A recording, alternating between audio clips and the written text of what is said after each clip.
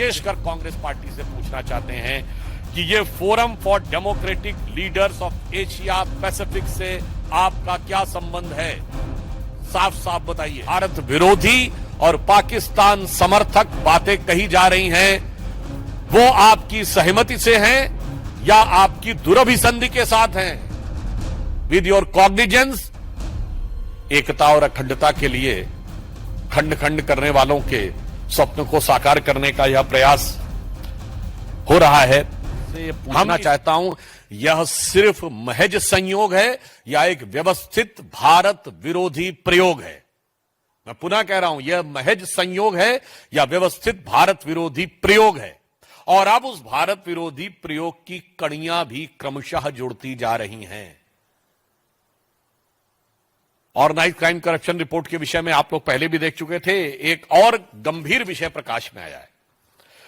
एक संस्था है जिसका नाम है forum for democratic leaders in Asia Pacific, और इसके बारे में कहा जा रहा है कि this is a non profit organisation established in 1994 with the mission to promote democracy in Asia Pacific region. अब इसमें 4 लोग सह अध्यक्ष हैं, 4 लोग सह अध्यक्ष हैं, और उसमें एक श्रीमती सोनिया गांधी जी भी हैं। जो लोग हैं उसमें फिलीपींस की कैरेजोन एक्विनो हैं, जो फॉर्मर प्रेसिडेंट ऑफ फिलीपींस हैं, कियाम डेन जूंग हैं जो कि प्रेसिडेंट हैं national congress of new politics के, ऑस्कर सांचेज हैं जो former president of Costa Rica हैं, और Sonia Gandhi ji in the capacity of chairperson of the Rajiv Gandhi foundation. ये आप देख सकते हैं। गंभीर बात है। एक तो हम ये बात कहना चाहते हैं, आज सदन की कार्रवाई प्रारंभ हुई।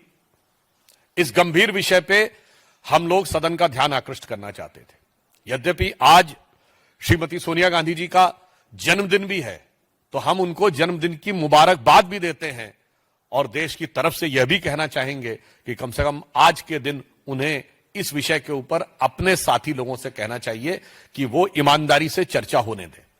आज इस विषय पर हम सबका यह आग्रह था कि यह गंभीर विषय उभर कर सामने आया है। आप देखिए, इसके उपरांत यह फोरम काम क्या कर रहा है। अब आप देखिए, यह भारत के बारे में क्या कह रहा है। Turn the system of governance upside down towards the sustainable democracy, यानी भारत में कह रहा है कि लोकतांत्रिक व्यवस्था खत्म हो रही है। अब देखिए, पाकिस्तान के बारे में क्या कह रहा है। Islam means justice and justice means right. An interview with the cricketer legend and fiery social political activist Imran Khan. अब देखिए साहब, कश्मीर के बारे में क्या कह रहा है। Prospects for peace, justice and independence in Kashmir, और इंटरव्यू किसका है। Interview with lieutenant general retired Nishan Ahmad, director institute of regional studies, Islamabad, Pakistan.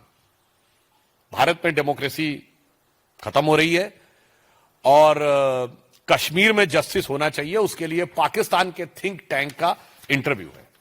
अब आप इसका रहस्य समझिए। वेबसाइट पे प्राप्त जानकारी के अनुसार financial support by contribution from Soros foundation. अब the dots seems to be connected, and mister George Soros is the same person which has openly pledged that he has put up $1 billion to destabilize the Modi government. बहुत साफ है कि धन कुबेर से धन का प्रवाह किस काम के लिए हो रहा है। आज तक भारत या विदेश के किसी भी धनी व्यक्ति ने ओपनली पॉलिटिकल एजेंडा के लिए धन देने की वह घोषणा नहीं की है, और यह जॉर्ज सोरस ने किया है।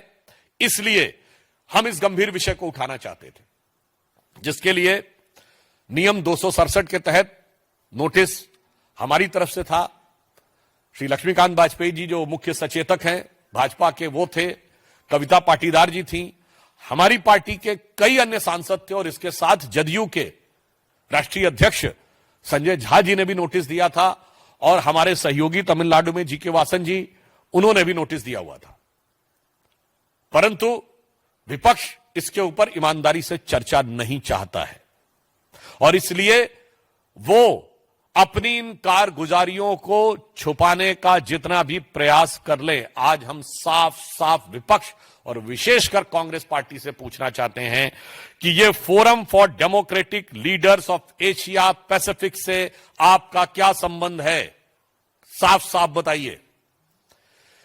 और इसमें जिस प्रकार से भारत विरोधी और पाकिस्तान समर्थक बातें कही जा रही हैं, वो आपकी सहमति से हैं या आपकी दुरभिसंधि के साथ हैं? With your cognizance and coherence we want a clear cut answer. Third, इसमें क्लियर कट कहा गया है कि इस फोरम की फंडिंग जॉर्ज सोरस से हो रही है, सोरस फाउंडेशन से है, जिसके एक नहीं अनेक व्यवस्थित उदाहरण मौजूद है। जो उस दिन आपको अन्य प्रेस कॉन्फ्रेंस में भी बताया गया था कि सलील शेट्टी, जो कि उनकी फाउंडेशन के वाइस प्रेसिडेंट भी हैं, राहुल गांधी जी के साथ उनकी फोटो उपलब्ध है, जो वो अपनी तथाकथित भारत जोड़ो यात्रा में चल रहे हैं। ये भारत की एकता और अखंडता के लिए खंड खंड करने वालों के स्वप्न को साकार करने का यह प्रयास हो रहा है। हम इसलिए बहुत साफ पूछना चाहते हैं, इसमें श्रीमती सोनिया गांधी जी का सीधे सीधे नाम है, जो कांग्रेस की वरिष्ठतम नेता हैं। भारतीय जनता पार्टी का स्पष्ट रूप से मानना है कि जो कुछ घटनाएं जॉर्ज सोरेस, उनका ऑर्गेनाइजेशन और उनसे जुड़े हुए विदेशी संस्थान कर रहे हैं, वो भारत में अस्थिरता पैदा करने की एक देशद्रोह के समकक्ष साजिश है। It amounts to destabilise the nation and equivalent to treason.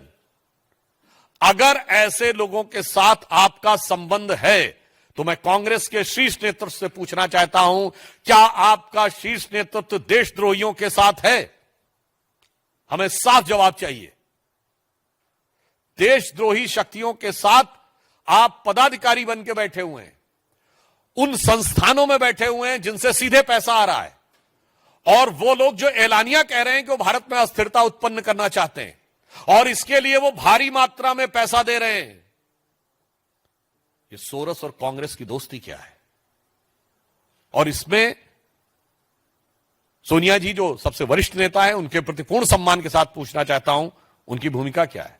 And that is in the capacity of the chairperson of the Rajiv Gandhi foundation. तो फिर तो ये कांग्रेस के लिए अब ये इंडी गठबंधन से ज्यादा कांग्रेस का मुद्दा हो जाता है, क्योंकि राजीव गांधी फाउंडेशन तो वो फाउंडेशन है जिसमें कांग्रेस के अनेक वरिष्ठ नेता प्रथम परिवार के सारे लोग रहे। तो ये कांग्रेस का अब एक सीधा निजी सवाल हो जाता है।